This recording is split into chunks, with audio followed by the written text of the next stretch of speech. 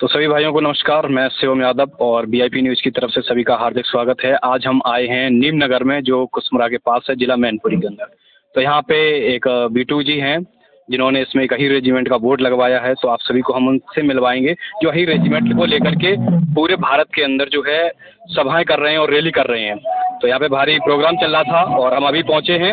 तो इसी के साथ साथ बोर्ड का अनावरण भी हो चुका है, उद्घाटन हो चुका है और यहाँ पे लोग बैठे हुए हैं साथ में और खाने की व्यवस्था चल रही है। इसी के बीच हम पहुँचे हैं तो पता चल रहा है कि यहाँ पे राष्ट्रीय अध्यक्ष जो अवधेश भैया जी हैं, उन्होंने जो है प्रोग्राम इसका स्वागत किया है रेजिमेंट का। तो उनसे हम दो चार बात करेंगे और जानेंगे कि इस भारत में जो अहीर रेजिमेंट की मांग चल रही है उसको कैसे पूर्ण कराएंगे। तो हम सबसे पहले बात करते हैं विश्व यादव परिषद के जो राष्ट्रीय अध्यक्ष जी हमारे अवधेश भैया जी हैं। तो आपसे हम पूछना चाहते हैं कि इस जो रेजिमेंट की लड़ाई लेके आप चल रहे हैं आगे, इसको कैसे, किस सोच से आप चल रहे हैं आगे? पहले तो मैं आपके चैनल का बहुत बहुत धन्यवाद करूंगा, क्योंकि आज जो इलेक्ट्रॉनिक चैनल हैं जी, वो जितने भी कार्यक्रम होते हैं अहीर रेजिमेंट के वो कभी दिखाते नहीं हैं। चाहे वो 2 सालों से खिड़की धौला के अनिश्चितकालीन धरना प्रदर्शन हो, वहाँ पर भी अभी तक कोई भी न्यूज़ चैनल जो इलेक्ट्रॉनिक मीडिया है बड़े पैमाने पर वो नहीं पहुँचा है। मैं आपके चैनल को इसलिए धन्यवाद दूंगा कि आप अहीर रेजिमेंट के मुहिम में सहयोग कर रहे हैं। हिंदुस्तान के अंदर जाति के नाम पर, धर्म के नाम पर रेजिमेंट बनाई गई है। तो जो हिंदुस्तान का वीर अहीर है जिसने रेजांगला की लड़ाई लड़ी, जिसमें उसने रेजांगला की लड़ाई में चाइना के 5000 सैनिकों को मार करके और हिंदुस्तान की ज़मीन को कायम रखा, ऐसे बहादुरों के नाम पर, ऐसे बलिदानियों के नाम पर रेजिमेंट अभी तक क्यों नहीं बनी है? इस मुहिम को हम लोग पूरे देश में फैला रहे हैं, पूरे देश के यादों को इसमें जोड़ रहे हैं और अभी तक लगभग पूरे देश के अंदर 5000 बोर्ड लगाए जा चुके हैं अहीर रेजिमेंट के। और हम सबका योगदान है और हम सबका प्रण है कि ये 5 करोड़ में कन्वर्ट हो जाएगा अहीर रेजिमेंट का बोर्ड। और उसके पश्चात अगर ये सरकार अहीर रेजिमेंट नहीं बनाती है तो अभी तो इस सरकार बैसाखी के सहारे चल रही है, आने वाले समय में इस सरकार उस काबिल भी नहीं होगी। और जो सरकार हिंदुस्तान की दिल्ली में बैठेगी उसको रेजिमेंट बनाना ही पड़ेगा, क्योंकि बाकी जातियों की रेजिमेंट है तो वही रेजिमेंट क्यों नहीं है। ये रेजिमेंट की आपकी मांग चल कब से रही है? ये रेजिमेंट की मांग तो आज से नहीं, ये लगभग 50 वर्ष पहले से चल रही है। चाहे हरियाणा का यादव हो, चाहे राजस्थान का यादव हो, चाहे मध्य प्रदेश का यादव हो, चाहे उत्तर प्रदेश का यादव हो, पूरे देश का यादव आज अहीर रेजिमेंट की मुहिम में सम्मिलित है। बहुत सारे हमारे साथी हैं जो राजस्थान में धरना प्रदर्शन करते हैं, बहुत सारे हरियाणा में कर रहे हैं, बहुत सारे मध्य प्रदेश में कर रहे हैं। सभी का योगदान है इसमें, पूरे 26 करोड़ यादवों का इसके अंदर योगदान है। सबकी ये मांग है, कोई विश्व यादव परिषद या अवधेश यादव की मांग नहीं है, पूरे यादव समाज की मांग है और ये मान सम्मान की मांग है। और मान सम्मान से कभी यादव समझौता नहीं करेगा। हम देख रहे हैं कि यादव समाज के कई संगठन चल रहे हैं जो धरना प्रदर्शन करते हैं, दिल्ली तक करते हैं। आपको ऐसा क्या लगता है कि आपका विश्व यादव परिषद संगठन जो है वो अहीर रेजिमेंट को आगे ले जा पाएगा? अभी विश्व यादव परिषद अहीर रेजिमेंट मुहिम पे और एक एक यादव को जोड़ने में काम कर रहा है। बहुत सारे संगठन हैं, सभी अपने स्तर पर काम कर रहे हैं। कोई थोड़ा काम कर रहा है, कोई बड़ा काम कर रहा है। जिस संगठन के पास जितना समय है वो अपना समय दे रहा है। मैं जो भी जितना समय समाज के लिए या अहीर रेजिमेंट के लिए दे रहा है, मैं सभी का बहुत बहुत धन्यवाद करता हूँ। हम सब लोग एकता की बात करते हैं, इसलिए एकता की जब बात आती है तो वहाँ 26 करोड़ लोगों की बात होती है। वहाँ सभी 26 करोड़ लोगों की स्वाभिमान सम्मान की बात होती है और उनके अधिकारों की बात होती है। उस जगह पर सारा यादव समाज एक है। अहीर रेजिमेंट मुहिम पूरे समाज की है, चलिए, मैं आपको ज़्यादा टाइम ख़राब नहीं करूँगा, आप लोग अपना प्रोग्राम चालू रखें, खाना खाएं और हम बात करेंगे बीटू यादव से, जिन्होंने नीम नगर में अपना ही रेजिमेंट का बोर्ड लगवाया है और विश्व यादव परिषद के जो जिला अध्यक्ष हैं अवधेश भैया जी, उनको बुला करके तो हम जानना चाहेंगे। बीटू यादव जी, आप ये बताइए, आपने क्या सोच के ये बोर्ड लगवाया है? हमारी सिर्फ एक ही सोच है कि सभी यादव भाइयों को जागरूक किया जाए और अपनी रेजिमेंट की मांग को आगे बढ़ाया जाए। बहुत अच्छी सोच है आपकी, लेकिन ऐसे ही हम देख रहे हैं कि बोर्ड लगते हैं और नेता आते हैं गांव में और बोल के चले जाते हैं, फिर दोबारा मुड़ के नहीं देखते हैं। अगर आपके साथ ऐसा होता है तो फिर आप क्या करेंगे? आपको लगता है कि आपके राष्ट्रीय अध्यक्ष जी ऐसा करेंगे? नहीं करेंगे, मतलब कि सब पूरे यादव समाज के साथ हैं। हमने जहाँ तक विश्व यादव की परिषद के बारे में सुना है, जो भारत के अंदर इसके जो है कई संगठनों से लोग जुड़े हुए हैं, लाखों में जुड़े हुए हैं, और अभी अहीर रेजिमेंट का बोर्ड का जो है स्वागत किया है यहाँ पर फीता काट करके। और इसी के साथ साथ हमारे कालू स्वर्गा से जो यादवों के गाना गाते हैं, और मैं इन्हें डिस्टर्ब नहीं करूँगा, खाना खाएं अगर ठीक है। मैं भी खाना बाद में खाऊंगा। तो हम इनसे बस यही जानना चाहेंगे कि अपना गाना गाने का जो सिंगर का इनका काम है, बहुत जज्बात का है, यादवों की जो आवाज़ उठाई है, लेकिन इन्होंने इसी के साथ साथ ज़मीन पे अपना पैर जमाया है। वो क्या सोच के जमाया है और हर प्रोग्राम में ये पहुंचते, क्या सोच के पहुंचते, इससे क्या फ़र्क पड़ेगा जाकर के दिल्ली सरकार पर?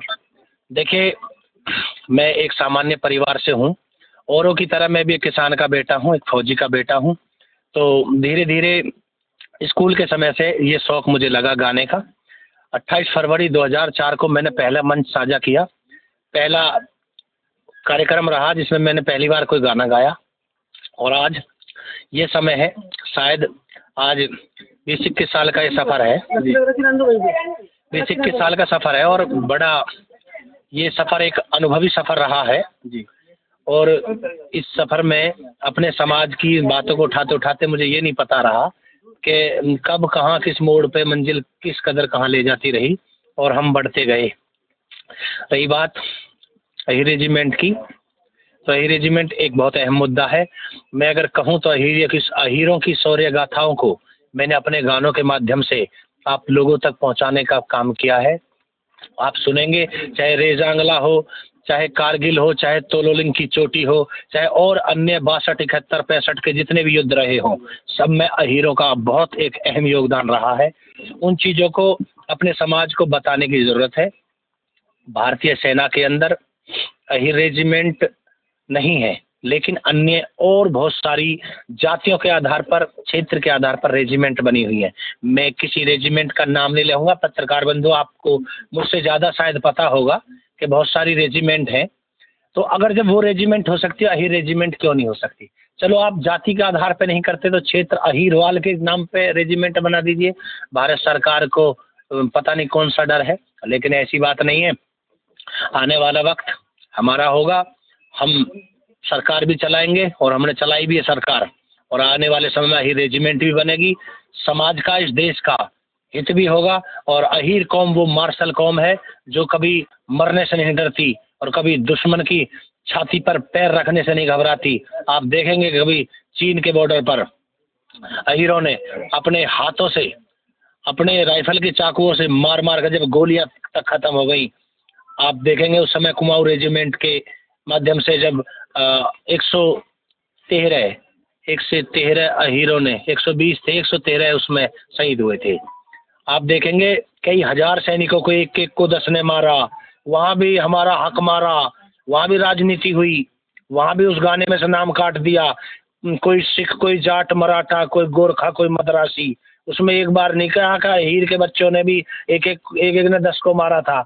जब गोलियां खत्म हो गई तो राइफल में चाकू रहता, उसी से ही चीनियों की नाड़ काट दी थी। लेकिन मैं आज उन बहादुर, उन शहीदों को आज नमन करता हूँ कि अहीर समाज के अंदर जिन मार्शलों ने आज जन्म लिया और उन्होंने हमारे देश के मान सम्मान को बचाया। नमन करता हूँ, आपके चैनल के माध्यम से बताना भी चाहता हूँ कि एक एक ने 10 को मारा, वो कौन थे? ये सवाल है सरकार से, और वो गाना बनाने वालों से भी और गाना गाने वालों से भी। खैर, वो शायद इस दुनिया में नहीं रहे, राजनीति करने वाले उस गाने पर राजनीति कर गए, वहाँ भी अहीरों के हक को मार गए। रेजिमेंट का विषय तो अलग होगा, उस गाने के अंदर भी अहीरों के हक को मार गए। ये शब्द भी नहीं लाना था उसमें, अगर तुम्हें अहीरों का हक मारना था तो। खैर, मेरे अंदर कहीं ना कहीं वो ज्वाला मुझे और मोटिवेट करती है गाना गाने के लिए कई बार आता है तुम यादवों पे हीरो पे बहुत गाने गाते हो। हाँ गाऊंगा, और गाऊंगा, सुनिएगा गाने में क्या क्या शौर्य गाथाएं हैं हीरो की। मैं आपके चैनल के माध्यम से बता देना चाहता हूँ कि आज न कल अहीर रेजिमेंट जरूर बनेगी, और 26 करोड़ यादवों का जो हक और उन शहीदों का, वीर अहीर शहीदों का मान सम्मान बरकरार रहेगा। और बाकी तो हम और हमारे लोग प्रयासरत हैं। और आपका भी बहुत बहुत धन्यवाद पत्रकार बंधु कि आप आए और आपने हमसे सवाल किया। बहुत बहुत धन्यवाद। इसी के साथ साथ हम एक टॉपिक पे बात करेंगे, वो करेंगे हम गोविंद यादव जी से, जो कि जसवंत नगर के कहे जाने वाले शिवपाल चच्चा जी के फैन, बहुत बड़े टैटू वाले। हम इनसे जानेंगे जो अहीर रेजिमेंट की मांग है और एक अहीर धाम का जो बोलते स्मारक है वो सरकार ने तोड़ दी, वहाँ से हटा दिया है। हम मांग कर रहे हैं कि आप मांग कर रहे हैं कि अहीर रेजिमेंट बने, और सरकार वहाँ पे आपके स्मारक को तोड़ देती है और आपके किसी भी प्रदर्शन को आगे नहीं बढ़ने देती। तो किस रूप से आप देखते हैं इसे? देखो, सरकार का काम ही है यादव चलना। मुझे सुनिए यार, सरकार को दिक्कत क्या है रेजिमेंट से? और भी रेजिमेंट हैं, इन्हें दिक्कत नहीं है, तो रेजिमेंट क्या दिक्कत है? तो सरकार क्या, सरकार ओनली अहीरों को नीच जात का समझती है, समझती है हम लोग मतलब नीचे जात के हैं। ऐसा कुछ नहीं है। जहाँ सीएम साहब जाते हैं मंदिर दिलवाते हैं।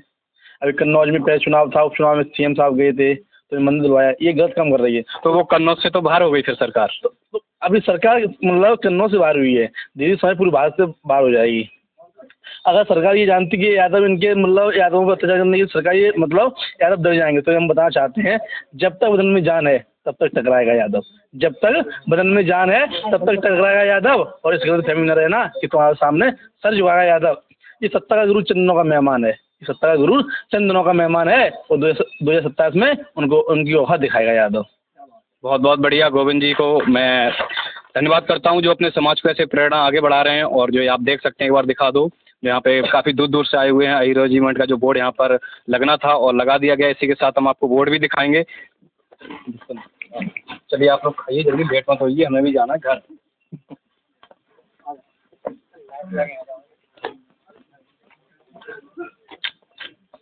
हाँ जी,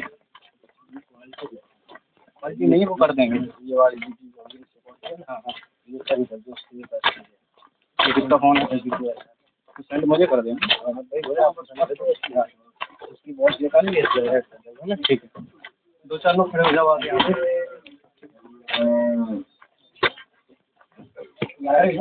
आओ इधर खड़े हो जाओ, 1-2 लोग। कोई आ जाओ। गोविंद भैया आप ही आओ, लेट हो रहे फिर आप। चलो ठीक है, बिल्कुल बिल्कुल। हाँ वहाँ पे खड़े हो जाओ, स्टार्ट करो। हाँ बेटू यहाँ खड़े हो आके, और ये चीज़ छोड़ देना, पूरा आना चाहिए। चालू है। तो अभी आप देख पा रहे हैं जो ही रेजिमेंट बोर्ड जो लगवाया है, यहाँ पे बीटू जी ने लगवाया, इनकी टीम ने भी लगवाया, जो साथ में खड़े हुए हैं। इस पर आप पढ़ सकते हैं कि अहीर रेजिमेंट हक हमारा, कंधे पर नाम हो हमारा, अहीर रेजिमेंट हक है हमारा। जो गांव है ये नीमनगर कुसमुरा मैनपुरी में पड़ता है, और ये विश्व यादव परिषद से जिला महासचिव हैं बीटू जी। तो इन्होंने ये बोर्ड यहाँ पर लगवाया है। और क्या कहना चाहेंगे इस बोर्ड के बारे में, और अपने गांव को क्या इसके लिए प्रेरणा देना चाहेंगे आप?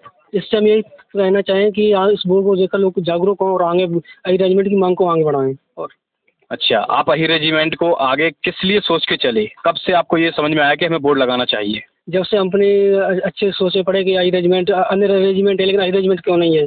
36 रेजिमेंट है, राजपूत रेजिमेंट है, और भी कई रेजिमेंट है, लेकिन अहीर रेजिमेंट नहीं है। बिल्कुल।